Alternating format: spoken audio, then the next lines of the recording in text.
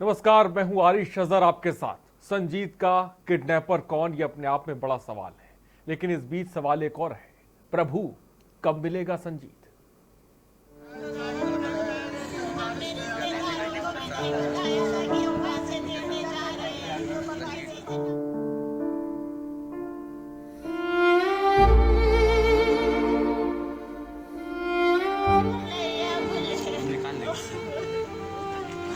हमने आज तक मीडियाबाजी भी नहीं की थी, हमने सब बंद कर दिया था।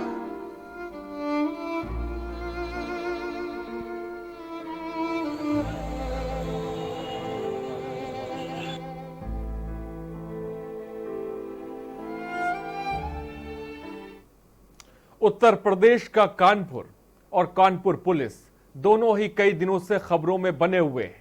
कानपुर पुलिस पहले विकास दुबे को लेकर सवालों के घेरे में आई थी, लेकिन कानपुर पुलिस एक बार फिर सवालों के घेरे में आके खड़ी हो गई है। इस बार वजह विकास दुबे नहीं, एक किडनैपिंग का केस है। दरअसल एक परिवार ने 14 जुलाई को senior superintendent of police Dinesh Kumar के ऑफिस के सामने धरना दिया। इस परिवार के एक सदस्य की किडनैपिंग को 22 दिन हो चुके हैं। पुलिस अभी तक अपहरण करने वाले तक पहुंच नहीं पाई है। परिवार ने आरोप लगाए कि पुलिस वालों की मौजूदगी में किडनैपर 30 लाख रुपए से भरा बैग लेकर भाग गया, लेकिन पुलिस उसे पकड़ नहीं पाई। मामला कानपुर के बर्रा इलाके का है। 29 साल का संजीत बर्रा का रहने वाला था, जो एक पैथोलॉजी लैब में काम करता था। काम से ही शाम के वक्त घर लौट रहा था, लेकिन घर पहुंचा नहीं। फिर कुछ दिन बाद उसके परिवार के पास एक कॉल आता है। कॉल करने वाले ने बताया कि संजीत को उसने किडनैप कर लिया है। उसे छोड़ने के बदले में 30 लाख रुपए मांगे गए। किडनैपर ने करीब 15 बार फोन किया। संजीत की बहन रुचि के मुताबिक जब उन्होंने पुलिस को किडनैपर के कॉल के बारे में जानकारी दी, तब गुमशुदगी की रिपोर्ट दर्ज की गई। रुचि के मुताबिक 13 जुलाई को उनके पिता को किडनैपर का कॉल आया। वो पुलिस वालों की मौजूदगी में एक बैग में 30 लाख रुपए रखकर किडनैपर की बताई जगह पर पहुंचे। किडनैपर ने उन्हें बैग को हाईवे से नीचे फेंकने को कहा। संजीत के पिता ने ऐसा ही किया कि किडनैपर पर बैग लेकर भगाया गया, लेकिन अब पुलिस अब तक किडनैपरों तक नहीं पहुंच पाई है। इसी खबर पे लगातार हम बने हुए हैं। जो अधिकारी बात कह रहे हैं, जो परिवार के लोग बात कह रहे हैं, वो हमने आपको सुनाया। लेकिन इस बीच परिवार के लोगों का आरोप है कि पुलिस और किडनैपरों की मिलीभगत है, जिसकी वजह से 30 लाख रुपए गए हैं। पुलिस और किडनैपरों की मिलीभगत है, जिसकी वजह से संजीत अभी तक मिल नहीं पाया है। बहन के थोड़ी देर पहले हमने आपको सुनाया, जहां पे बहन ने वो बात कही। 22 दिन किडनैपर संजीत कब होगा आजाद, ये अपने आप में बड़ा सवाल है। क्या फिरौती की रकम में खाकी हिस्सेदार है? ये भी अपने आप में बड़ा सवाल है, जो लगातार परिवार के लोग पूछ रहे हैं। क्या आखिर इस पूरे घटनाक्रम में, जहां पर इतने दिन गुजर गए, पुलिस की जांच से निकलकर अब ये एसटीएफ के हाथ में मामला पहुंच गया, लेकिन संजीत तक आखिर ना पुलिस पहुंच पा रही है, ना एसटीएफ पहुंच पा रही है। आखिर इसके पीछे की वजह क्या है? रिचा, जो कि संजीत की बहन है, एक तरफ बात कहती है कि बैग में 30 लाख रुपए नहीं थे, उसके बाद वो कहती है कि 30 लाख रुपए बैग में थे। और ये इसलिए मैंने कहा था, झूठ बोला था, क्योंकि मुझसे क्राइम ब्रांच के एक अधिकारी, जिसका नाम दिनेश यादव है, उसने आके दबाव बनाया था और ये बात कहने को कही थी। इसकी वजह से मैंने मीडिया के सामने ये बात कही। आखिर पुलिस झूठ क्यों बोल रही है? क्राइम ब्रांच के अधिकारी झूठ क्यों बोल रहे हैं? ये अपने आप में बड़ा सवाल है। क्यों झूठ बोला जा रहा है? क्यों जब पिता 30 लाख रुपए देने के लिए पहुंचा किडनैपरों को, तो उस वक्त पुलिस इन किडनैपरों को क्यों नहीं पकड़ पाई? वो ऑडियो टेप भी हमने आपको दिखाया। हमने वो ऑडियो टेप में जो बात हुई वो भी आपको आज हमने आपको दिखाई। लेकिन ये तमाम चीजों के बीच अभी तक संजीत का कोई अता पता नहीं है कि आखिर संजीत कहां पे है। पुलिस की मौजूदगी में किडनैपरों को 30 लाख रुपए देने के बयान को भी बदला गया। इसका खुलासा हमने साफ तौर पे किया। पीड़िता ने क्या कहा वो भी हमने आपको दिखाया। जहां पर इस वक्त हम इसीलिए पूछ रहे हैं कि प्रभु संजीत कब मिलेगा। इन अधिकारियों से पूछ रहे हैं कि आखिर ये संजीत तक पुलिस या एसटीएफ की टीम कब तक पहुंचेगी। चलिए अब आपको घर वालों को सुनाते हैं कि उनका क्या कुछ कहना है। मेरे घर वो आए थे क्राइम ब्रांच वाले सर, क्या नाम है, दिनेश यादव। तो उन्होंने कहा कि रुचि आपके भाई की जान को खतरा हो सकता है, अगर आपने ये बयान दे दिया वो खिसिया जाएगा, वो आपके भाई को कुछ कर देगा, तब क्या करोगी? आपको आपका भाई चाहिए कि ये सब मीडियाबाजी कर रही हो और ये सब वायरल हो रहा है। वो खिसिया गया, तो इस वजह से मैंने बोल दिया कि हाँ सर मैं बोल दूंगी। तब उन्होंने मेरा वीडियो बना लिया और सब जगह वायरल कर लिया। उनके दबाव में आके मैंने ये सब बोला। पहले आपने क्या बुलवाया था आपसे उन्होंने ये कहा कि आप ये कह दीजिए कि उसमें कुछ नहीं था। अच्छा, तो क्या क्या उन्होंने आपको क्या समझाया था पूरा? उन्होंने पहले हमको ये समझाइए कि आप ये कहिए कि उसमें पैसा नहीं था और नहीं तो आपके भाई की जान को खतरा हो जाएगा, वो आपके भाई के साथ कुछ भी कर सकता है, आपको आपका भाई सुरक्षित चाहिए ना। तो मैंने कहा हाँ मुझे मेरा भाई चाहिए, मुझे और कुछ नहीं चाहिए। तो कहते ठीक है तो फिर ऐसा ही बोलना। अच्छा ये बताइए, आप सच बताइएगा आप कि क्या उस बैग में पैसे थे या नहीं थे? जी थे। जिस दिन मेरा भाई आ जाएगा उस दिन मैं आपको सारी चीज़ें बता दूंगी कि मैंने कैसे पैसा अरेंज किया, क्या किया। पहला मुद्दा ये है कि मुझे मेरा भाई चाहिए। अच्छा, कौन ये बैग लेकर गया हुआ था वहाँ पर? पापा जी मेरे। अच्छा, और पापा जी के साथ कौन कौन था? पापा जी थे और बुआ टीम थी सारी, और पुलिस टीम थी, और बुआ जी के लड़के थे, और चाचा जी वो पापा जी के दोस्त थे जो एक बाइक से थे, बुलेट से। उन लोगों का हटना हुआ, जैसे ही वो लोग आए उनके फ़ोन आ गया था, मैं अंकल के नातिन की तबीयत खराब हो गई थी, वो हट गए। उतनी देर में इन लोगों ने सारा काम करा दिया, पैसे भी चले गए, वो पकड़ा। कल तक तो वो ढीला डालती रही, लेकिन कल मेरी कप्तान सर से बात हुई थी, उन्होंने मुझे दिलासा दिलाया है कि 4 दिन में मैं तुम्हारा भाई ला के दूंगी। जब वो बैग वाला पैसा गया, आज वो मैडम बोल रही है मुझसे कि उस लड़की का नहीं ठीक है। मैंने चिप की बात कह दी थी कि उसे चिप डलवा दीजिए, तो बोल रही दिमाग की संतुलन नहीं ठीक है उसका। मुझसे पूछ रहे थे कैसा क्या तुम्हारा भाई क्या करता था क्या नहीं करता था, ये सब पूछा। और उस समय मेरे पापा जी भी नहीं थे, मम्मी जी बाहर थोड़ा काम से गई थी, मैं अकेले थी। तो आपने रुचि यादव को सुना, उनकी तमाम बातों को आपने साफ तौर पर सुना, और पूरे घटनाक्रम को जो थोड़ी देर पहले मैंने आपको दिखाया वो भी आपने बखूबी समझा। एक तरफ जिस तरह से प्रशासनिक अमला झूठ बोल रहा है वो भी साफ तौर पे नजर आ रहा है। तो हमने क्यों ना सोचा कि संवाददाता को, जो कि मधुर मोहन है, उनको घर पे बेचा, क्यों ना पीड़ित परिवार को ही आपके सामने लाया जाए और वो क्या कुछ कहते हैं वो दर्शक भी सुने, देश भी सुने। इसलिए इस वक्त संजीता की बहन, जिनका नाम रुचि यादव है, वो इस वक्त हमारे साथ जुड़ी हुई है। रुचि यादव जी, सबसे पहले के न्यूज़ पे आपका बहुत बहुत स्वागत है। आपके भाई अभी तक नहीं मिले हैं, हम सब जानते हो, लगातार इस खबर को हम दिखा भी रहे हैं, पुरजोर तरीके से दिखा रहे हैं। शासन से लेकर प्रशासन तक इस आवाज़ को, आप लोगों की आवाज़ को पहुंचाने के लिए हम लगातार जुटे हुए हैं। हमने पूरे घटनाक्रम को दिखाया है, आपके परिवार पे क्या कुछ बीत रहा है, किस तरह से आप घर से निकलकर सड़कों पर आ गए लेकिन आपको इंसाफ नहीं मिला। हमने देखा कि 30 लाख रुपए भी आपके चले गए, लेकिन उसके बावजूद भी संजीत आप तक नहीं पहुंच पाया, आपका भाई आपको नहीं मिल पाया। रो रो कर बुरा हाल है, हम समझ रहे हैं ये दुख की घड़ी है, लेकिन इस बीच रुचि यादव, जो इस वक्त आपको देश सुन रहा है, प्रदेश देख रहा है, शासन प्रशासन के लोग देख रहे हैं, मैं चाहूंगा इस वक्त आप इस पूरे मामले पर, जो खासकर जिस तरह से थोड़ी देर पहले दर्शकों ने सुना है कि क्राइम ब्रांच के एक अधिकारी आपके पास आता है जिसका नाम आपने दिनेश यादव बताया, मैं चाहूंगा एक बार फिर से बताएं उस वक्त हुआ क्या क्या। ये अधिकारी जो आया, इसने आपसे क्या बात कही, क्या दबाव बनाने की कोशिश की गई, इसके बारे में थोड़ा सा सबसे पहले बताएं।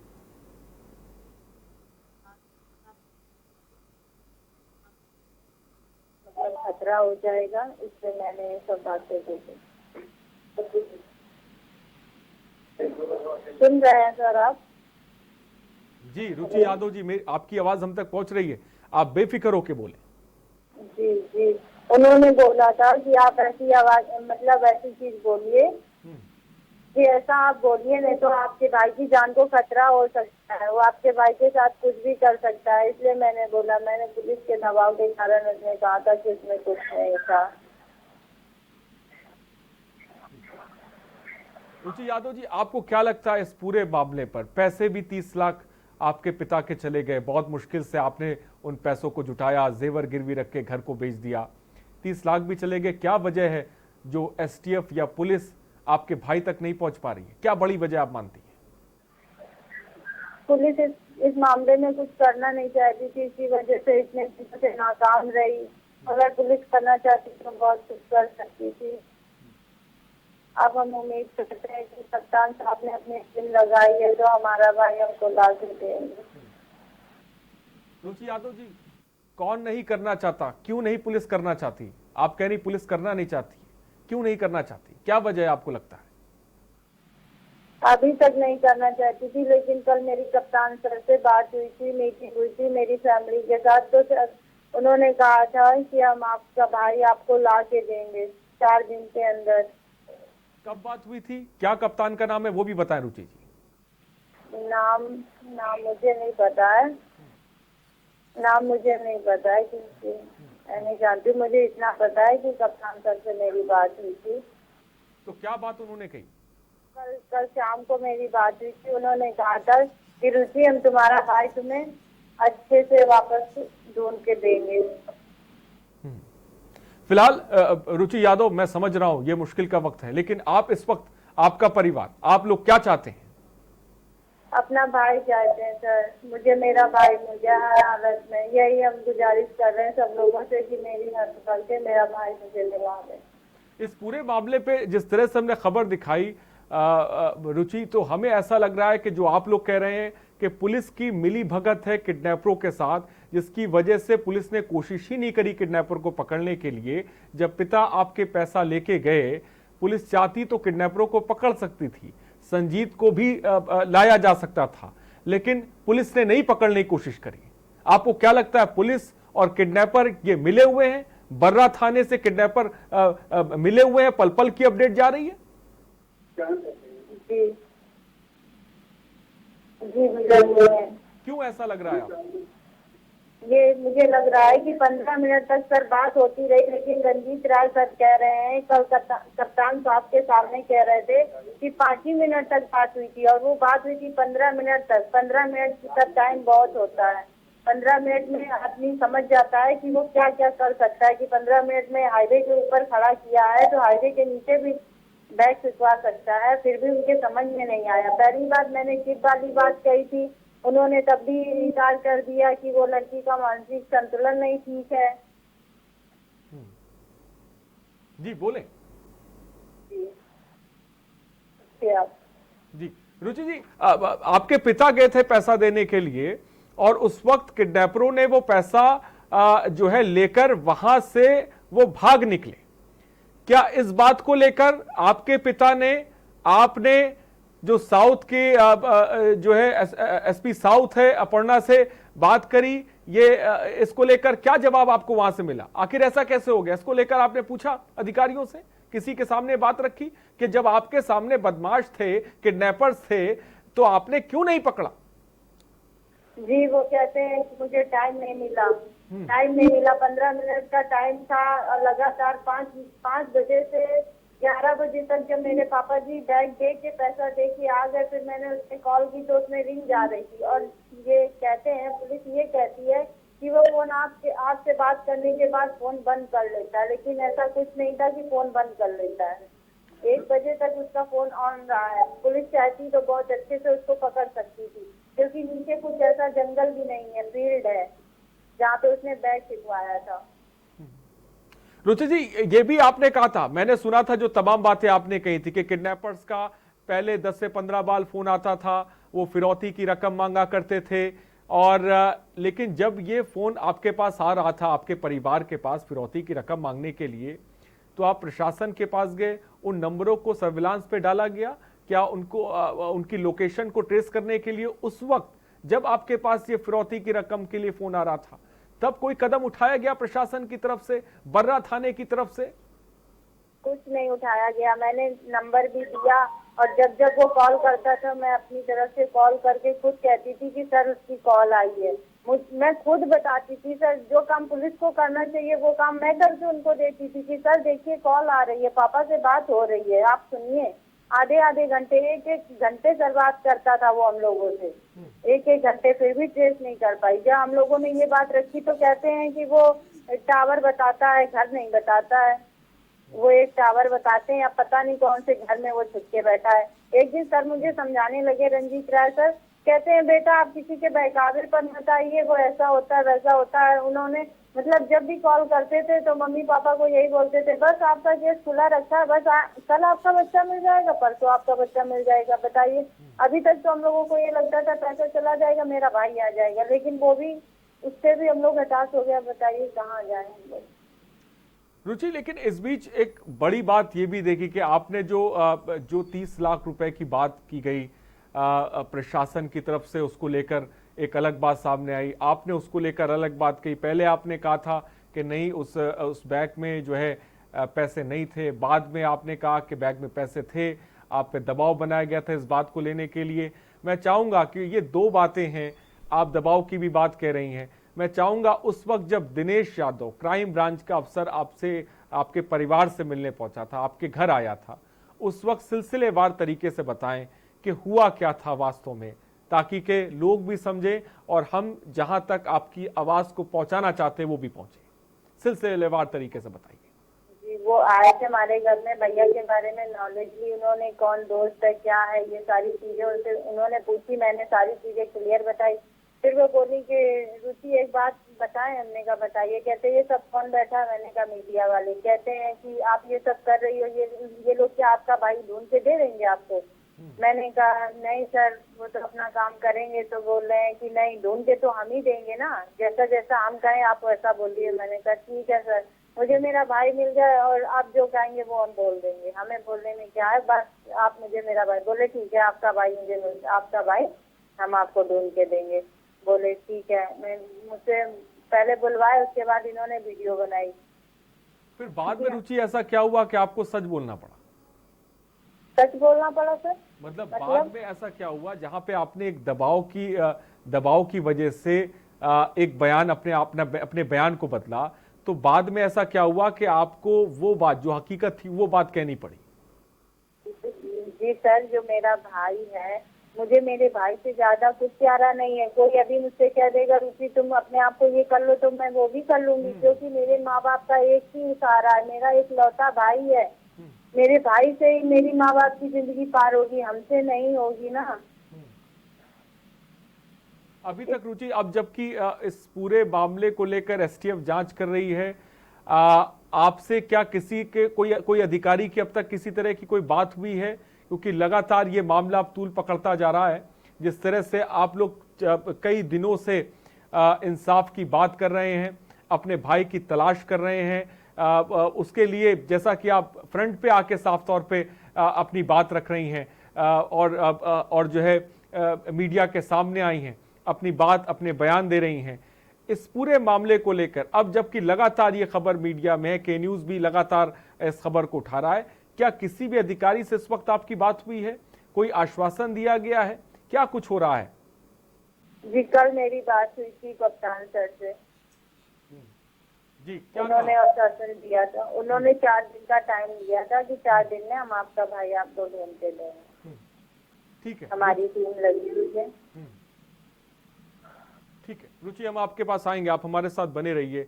तो रुचि को आपने सुना, दबाव जो क्राइम ब्रांच की तरफ से दिया गया वो भी आपने सुना। एक मुश्किल का वक्त इस वक्त एक परिवार पे है, वो कुछ भी कर सकता है। जैसा रुचि ने कहा कि कोई मेरी जान भी मांग ले तो मैं अपने भाई के लिए दे सकती हूँ, मैं मजबूर हूँ, मैं क्या कर सकती थी। लेकिन आप सोचिए कि ये प्रशासन कितना लापरवाह हो गया है कि इतने दिनों से संजीत तक एक तो पहुंच नहीं पा रहा है और अपनी नाकामी छुपाने के लिए रुचि से झूठ भी बुलवा रहा है। ये स्थिति है। रुकते एक छोटे से ब्रेक के लिए, हम बात जारी रखेंगे।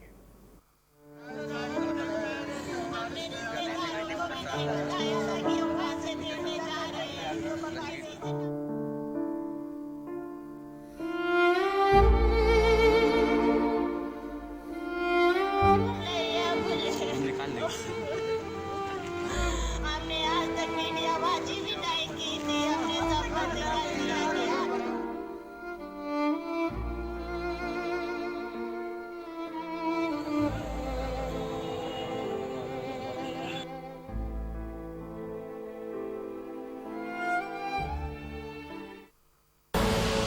आप देख रहे हैं के न्यूज, खबरों का सारथी। नमस्कार। कोरोना के खिलाफ इस लड़ाई में सबसे ज्यादा जरूरी है लोगों की जान बचाना, और इसमें मुझे आपकी मदद की जरूरत है। लोगों को प्लाज्मा मिलने में तकलीफ ना हो, इसके लिए दिल्ली सरकार ने भारत का पहला कोरोना प्लाज्मा बैंक बनाया है। अगर आपको ठीक हुए 14 दिन हो चुके हैं तो आप भी प्लाज्मा डोनेट करके किसी भी कोरोना संक्रमित व्यक्ति की जान बचा सकते हैं। और हाँ, घबराइए नहीं, प्लाज्मा देने में आपको कोई कमजोरी नहीं आएगी। किसी की जान बचाने का मौका बहुत कम लोगों को मिलता है। आज आपके पास ये मौका है। मेरी आपसे प्रार्थना है, आगे आएं और प्लाज्मा डोनेट करें। खुदी को आजमाया है तो ये अंदाज आया है, खुदी को आजमाया है तो ये अंदाज आया है। तुम में भी मैं हूं, शुद्ध प्लस पान मसाला। Mount Litra Z School, Unnao, #1 in academics, #1 in sports, best teachers, best result, smart classroom, best transport facility, world class infrastructure के साथ Mount Litra Z School, Unnao। Corona संकट काल में के न्यूज इंडिया की देशवासियों से अपील है कि हम जाति धर्म को भूलकर कोरोना को हराने में एक साथ खड़े हों। जरूरतमंदों की मदद करें। कोरोना के खिलाफ जंग में हम अपना योगदान दें। हम सब मिलकर लड़ेंगे और मिलकर जीतेंगे। आप देख रहे हैं के न्यूज, खबरों का सारथी।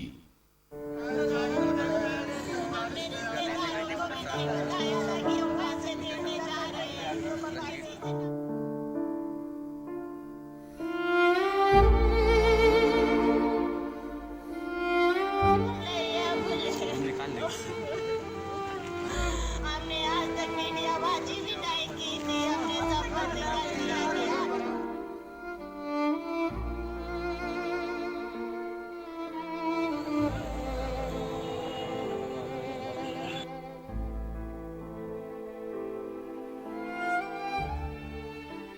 ब्रेक के बाद आपका स्वागत है। ये तस्वीर जो थोड़ी देर पहले आपने देखी, जहां पर पीड़ित परिवार सड़क पर आ गया है। ये सिस्टम इतना मजबूर कर देता है इंसान को कि इंसान अपने जमीन पे, अपने कदमों पे गिर जाता है, सिस्टम के आगे मजबूर हो जाता है। और यही खबर जहां पे हम बार बार कह रहे हैं कि आखिर संजीत को पुलिस कैसे बरामद करेगी, जहां पर पुलिस ही कहीं ना कहीं पूरे मामले पर मिली हुई नजर आ रही है, पुलिस ही पूरे मामले पर लीपापोती करते नजर आ रही है, पुलिस ही साफ तौर पर जहां पर अधिकारी दबाव बनाकर पीड़ित परिवार को झूठ बोलने पर मजबूर कर रहे हैं। और ये साफ तौर पर कह रहे हैं, ये साफ तौर पर कह रहे हैं कि पुलिस ही मदद करेगी, ये मीडिया वाले थोड़ी ना मदद करेंगे। पुलिस ही संजीत को लेकर आएगी, लेकिन किस तरह से लेकर आएगी, कैसे लेकर आएगी, ये नहीं उनके पास है। ये सवाल उनके पास नहीं कि कहां से संजीत को लेकर आएंगे। जब किडनैपर्स उनके सामने थे उस वक्त तो पुलिस उन्हें गिरफ्तार नहीं कर पाई, आखिर संजीत को कैसे बरामद करेंगे, यह अपने आप में बड़ा सवाल है। लेकिन इस सब के बीच कप्तान से हमने बात करने की कोशिश जब करी, और ये बात जो कि रुचि थोड़ी देर पहले हमसे बात बता रही थी, इस बात को हमने उनको बताया तो उनका कहना है कि हम जो क्राइम ब्रांच का अधिकारी है दिनेश यादव, उसको लेकर हम बाद में बात करेंगे। सबसे पहले हमारा काम है संजीत को बरामद करना। कैसे बरामद करेंगे ये कप्तान साहब नहीं बता पा रहे हैं, क्योंकि उनके पास कोई रोड मैप नहीं है। 30 दिन हो चुके हैं, सर्विलांस पे किसी का नंबर अगर उन्हीं ने लगाया होता तो शायद संजीत अब तक मिल जाता, लेकिन इतना वक्त ही किसी के पास नहीं है। गुमशुदगी की रिपोर्ट पहले दर्ज करी जाती है। ये सिस्टम है, ये सिस्टम, इसको समझिए। 30 लाख रुपए एक परिवार के चले जाते हैं, रुचि जो हमसे कह रही है। घर बेच दिया गया, जेवरात बेच दिए गए, लेकिन भाई नहीं मिला, पैसे भी चले गए। 30 लाख रुपए जो मेहनत की कमाई थी, जो इस परिवार ने कैसे तैसे जुटाई, उसके बाद ये परिवार सड़क पर आ गया, लेकिन पुलिस संजीत तक नहीं पहुंच पा रही है। और आपको ऑडियो टेप भी हमने सुनाया था, जहां पर दोनों में बात हो रही है, किडनैपर्स में और पिता में। किडनैपर्स बता रहा है साफ तौर पे कि आप आगे बढ़िए, आगे बढ़िए, और पैसा लेकर ये किडनैपर्स रफू चक्कर हो जाते हैं। पल पल की अपडेट उस किडनैपर्स को थी कि पिता 30 लाख रुपए लेकर कहां पे खड़े हुए हैं, लेकिन पुलिस को किडनैपर नजर नहीं आ रहे थे। ये स्थिति है, ये सिस्टम है, समझने की जरूरत है। न जाने बहुत से ऐसे लोग हैं जो इस वक्त टीवी देख रहे होंगे, के न्यूज को देख रहे होंगे, जिनके साथ भी ये बीतती है, जहां पे उन्हें थाने से भगा दिया जाता है। रुचि भी इस वक्त हमारे साथ है। रुचि, मैं चाहूंगा इस वक्त, क्योंकि मैं चाहूंगा आप खुल के बोलिए, आपको डरने की जरूरत नहीं है, किसी का आप पे कोई दबाव नहीं है। इस वक्त देश आपको सुन रहा है, जो बड़ी बात है। के न्यूज आपको प्लेटफॉर्म दे रहा है, वो मौका दे रहा है, आप खुल के बोल सकती हैं। आप बोलिए कि इस वक्त आप क्या चाहती हैं, क्या कार्रवाई चाहते हैं उन अधिकारियों पर जिनकी वजह से आज आपका भाई आपके परिवार के पास नहीं है, आज आपका भाई आपसे दूर है, जिसके लिए आप रो रहे हैं, जिनके लिए मजबूर हैं, उनके लिए, उन अधिकारियों के लिए, चाहे वो एसपी साउथ हो, चाहे वो कप्तान हो सकता है, इंस्पेक्टर हो सकता है, उनके खिलाफ आप क्या कार्रवाई चाहते हैं, जिनकी वजह से आज इस पूरे मामले में इतनी ढील दी गई कि संजीत तक वो पुलिस नहीं पहुंच पाई। रुचि बोलिए, खुल के बोलिए।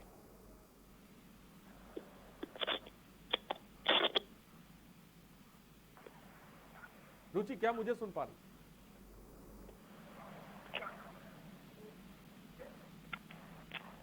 रुचि यादव, मेरी आवाज आप तक पहुंच रही है?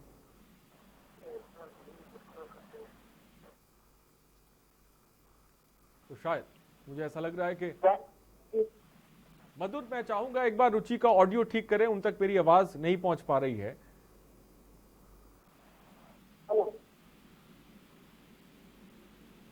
रुचि, क्या मुझे सुन पा रही हैं आप?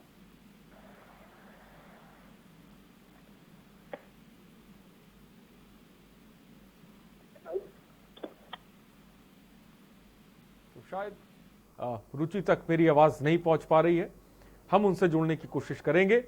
फिलहाल किडनैपरों के साथ खाकी का साठगांठ है, यह अपने आप में बड़ा सवाल है। किडनैपरों पर इंस्पेक्टर क्यों मेहरबान है? एसपी साउथ पर परिवार के संगीन आरोप है कि पुलिस की मिलीभगत की वजह से ही, पुलिस की मिलीभगत से ही किडनैपर्स इस वक्त खुले घूम रहे हैं और अभी तक संजीत का पता पुलिस नहीं लगा पाई है और पुलिस की जगह अब पूरे मामले की जांच एसटीएफ को दे दी गई है। सवाल बड़ा है, ये थाने क्या कर रहे हैं, ये इंस्पेक्टर साहब क्या कर रहे हैं, एसपी साउथ क्या कर रहे हैं? रुकते छोटे से ब्रेक के लिए, चर्चा जारी रहेगी इस पे।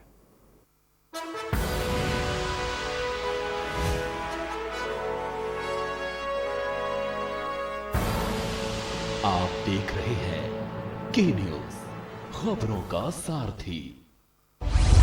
वैश्विक महामारी कोरोना के विरुद्ध माननीय प्रधानमंत्री श्री नरेंद्र मोदी जी के नेतृत्व में पूरा देश एकजुट होकर लड़ाई लड़ रहा है। देश की जनता के उत्तम स्वास्थ्य और बेहतर भविष्य के लिए माननीय प्रधानमंत्री जी द्वारा समय से लिए गए निर्णयों के फलस्वरूप देश सुरक्षित स्थिति में है।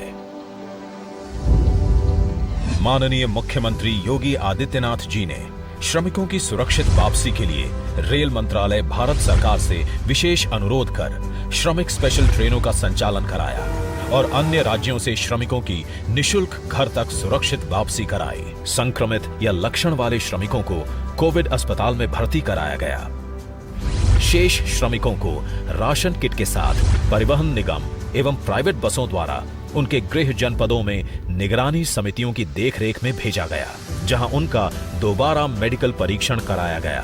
क्वारंटीन सेंटर में श्रमिकों एवं कामगारों की स्किल मैपिंग कर डेटाबेस तैयार किया गया। छूटे हुए श्रमिकों की स्किल मैपिंग कराई जा रही है। जिन श्रमिकों के पास होम क्वारंटीन की व्यवस्था नहीं थी, उन्हें क्वारंटीन सेंटरों में रखा गया, जहां खाने पीने और चिकित्सा की समुचित व्यवस्था की गई।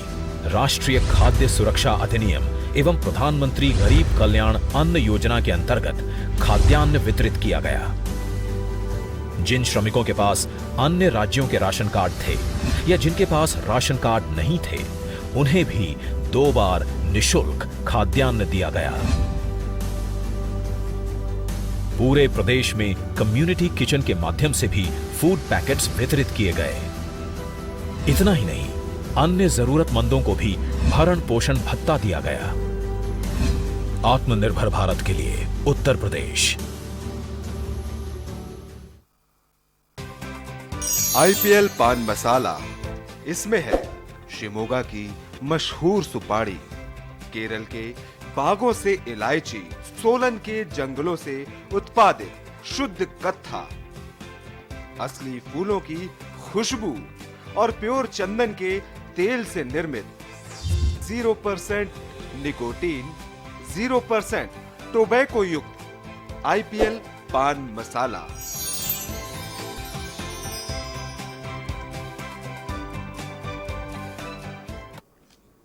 तो ब्रेक के बाद आपका स्वागत है संजीत तक पुलिस अभी तक नहीं पहुंच पाई है। उनकी बहन इस वक्त हमारे साथ जुड़ी हुई हैं। सीधे उन्हीं के पास चलते हैं। रुचि, क्या मेरी आवाज सबसे पहले आप तक पहुंच रही है? जी पहुंच रही। रुचि, बड़ी लापरवाही साफ तौर पे समझ में आ रही है, जैसा कि आप लोग कह रहे हैं, जैसा कि हम देख रहे हैं कि बहुत बड़ी लापरवाही इसमें पुलिस की रही है।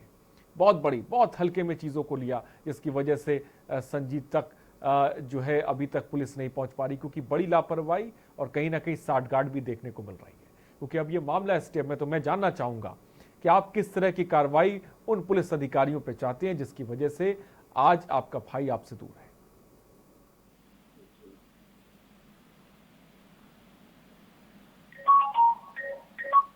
रुचि बोले। क्या कह रहे थे सर, फिर से बोलिए। उन अधिकारियों पर जिन्होंने आपकी सुनी नहीं, जिन्होंने इस पूरे मामले को बिल्कुल हल्के में लिया, जिन्होंने आपकी मदद नहीं करी, जिनकी वजह से आज आपका भाई आपसे दूर है, आप उन लोगों पर किस तरह की कार्रवाई चाहती हैं? आपका परिवार, आप? जी बस मैं अपने भाई को